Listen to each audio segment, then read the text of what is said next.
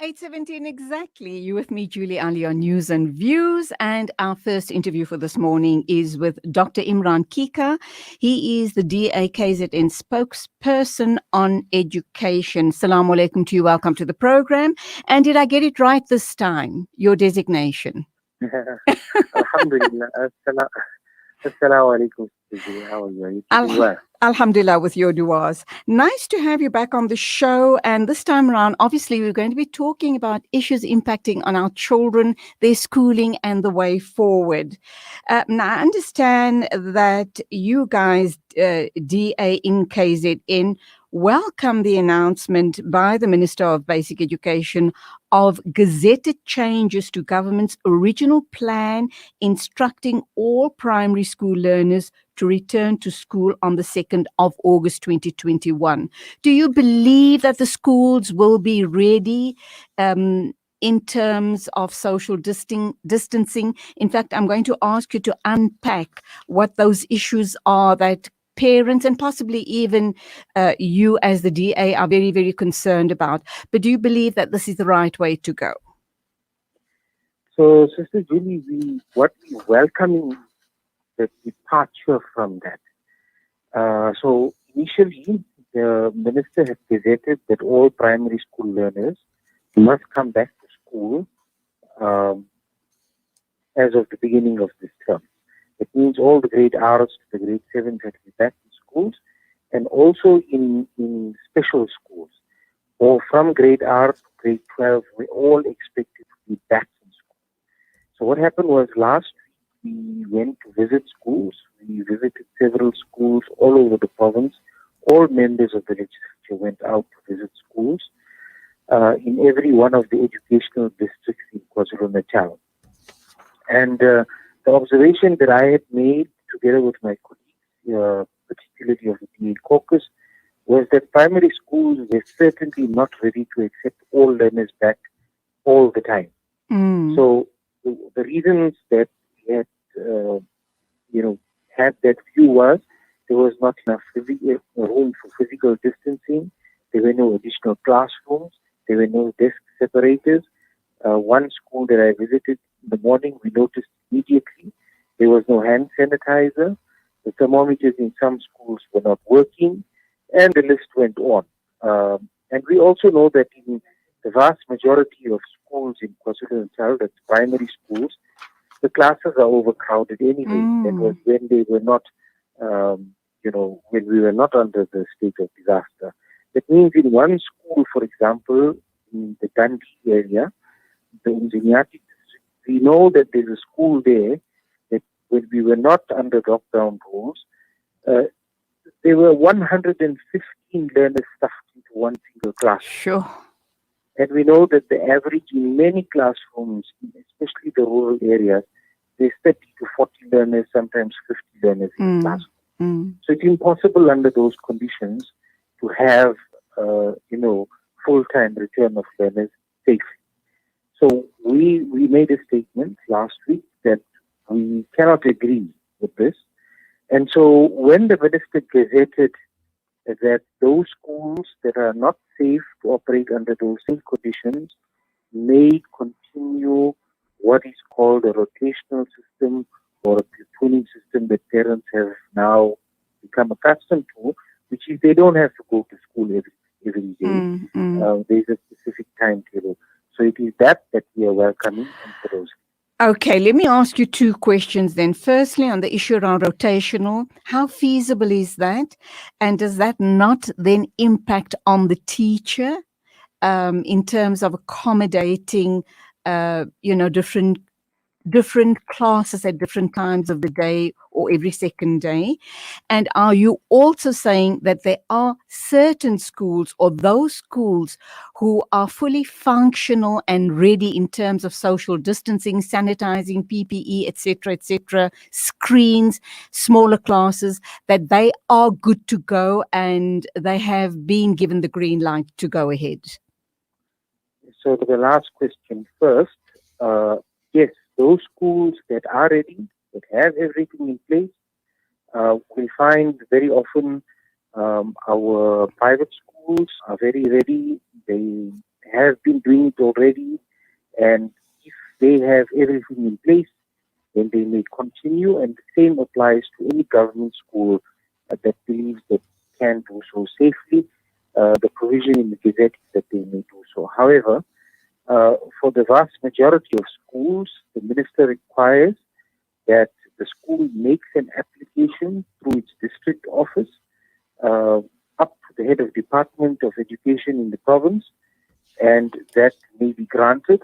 However, the NEC in each province has to then make an application to the minister for this as well. That's all the red tape that's involved. So the minister hasn't made it so easy.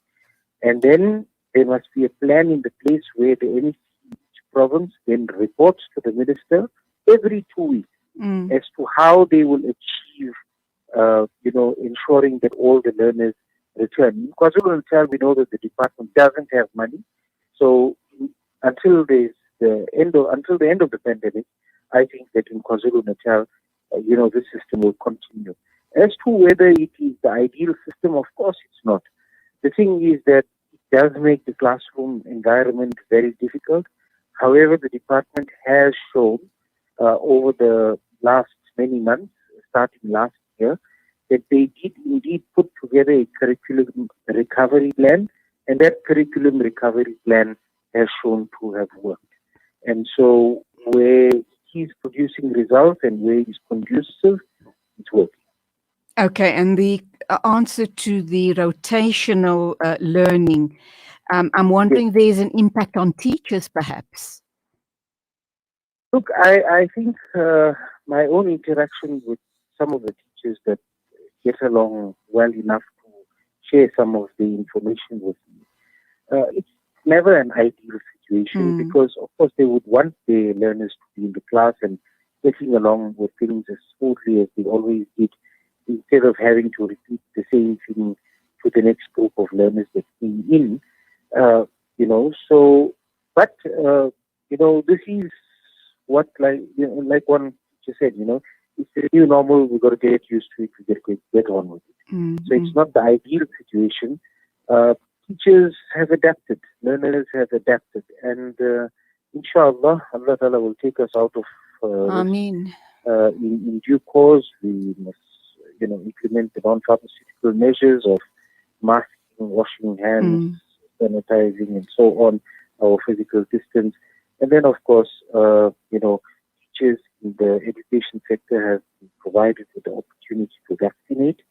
Not all have exercised their, how shall I say, their right to be vaccinated. I don't know if it's a right, but some have certainly exercised the right not to be vaccinated. In one school, we found that almost 50% of the educators, chose not to be vaccinated.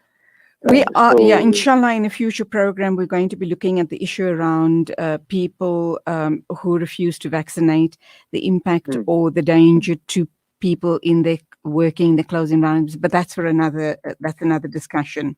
Sure. You did indicate that until the end of the pandemic, only then can we possibly return to the old normal.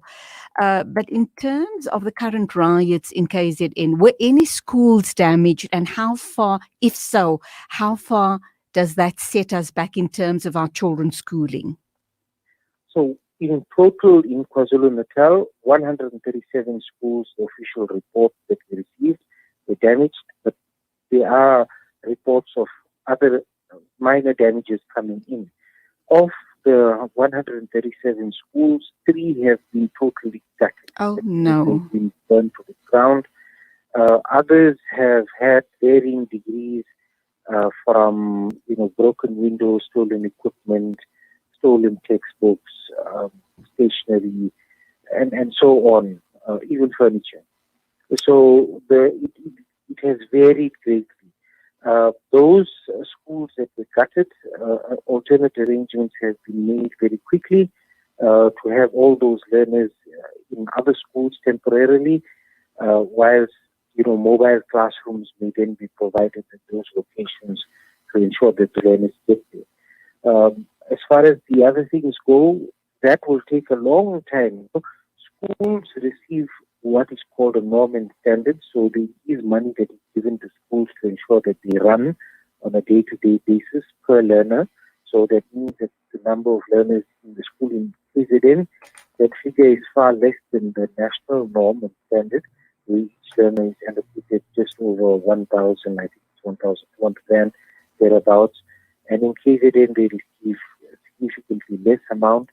And that is for the minor repairs to schools. The KwaZulu-Natal education budget has been cut by some 6.2 billion rand. I repeat, billion rand. And the infrastructure budget is particularly affected, and it's going to be very, very difficult to put all that back together unless some funding comes from somewhere. You know, many of those broken windows, lost furniture, and damaged infrastructure, it's going to take a very long time to bounce back. Yeah, a really sad situation indeed. And you kind of wonder about the mindset of the vandals. Don't they realize that the very infrastructure that they're damaging is there to serve them and future their children and their children's children? Again, a discussion for another time. Finally, Dr. Keeka, this also speaks to the issue around sport activities, inter-school events, and interprovincial sports, which is a very integral part of a child's school experience. Definitely. And so the Gazette makes provision for that. Many schools have been waiting for this. The caveat is that it must be done under a safe and proper environment to ensure that all COVID protocols are in place. So we were inundated, from the beginning of the year, from parents and from educators. In fact, there was an association of educators that got together and started lobbying government. They had approached us and written to us, and we had written, and the entire process continued internally and behind the scenes to say that, look, we want to start this again. Yes, it is an integral part of the learning experience, character building and so on. And so, it was the need for it was very much there. And so, of course, that also must be welcomed, that, this may resume under the proper conditions. And that's where we will leave it. Jazakallah so much for talking to us this morning, and we will hook up again with you to talk about other issues regarding education. Jazakallah for being with us. Remember asking your words. Assalamu alaikum. Ameen. Ameen. Thumma ameen. That was Dr. Imran Keeka, DA KZN Spokesperson on Education, talking to us about the whole issue around, back to school, depending on the situation of the school you're at, whether it is fit for children to go back in terms of all the requirements, the pandemic or the COVID requirements, and also whether the school is safe enough for your child to attend. 8:31 exactly, still to come on the show. We'll be crossing over to Turkey to talk about the fires in that part of the world. And of course, we are waiting to hear from you on any one of our social media platforms. You can comment on what I threw out at the beginning of the show or anything else that's on your mind. Always a pleasure to hear from you. We've just had a message come in. Jazakallah, dear listener. The listener is saying, absolutely devastated to hear about our children in Palestine. Surely something should be done to stop these brutal murders. I can't agree with you more, dear listener, but who's going to listen to our Black voices? Who's going to listen to us people in the third world countries? I don't know. But I guess we will just keep the story, the Palestinian situation alive in our discussions so that eventually it breaks through and people sit up and realize that this is a humanitarian crisis and that the occupiers need to get out of that country and give back the land to the people that it rightfully belongs to, and that is the people of Palestine.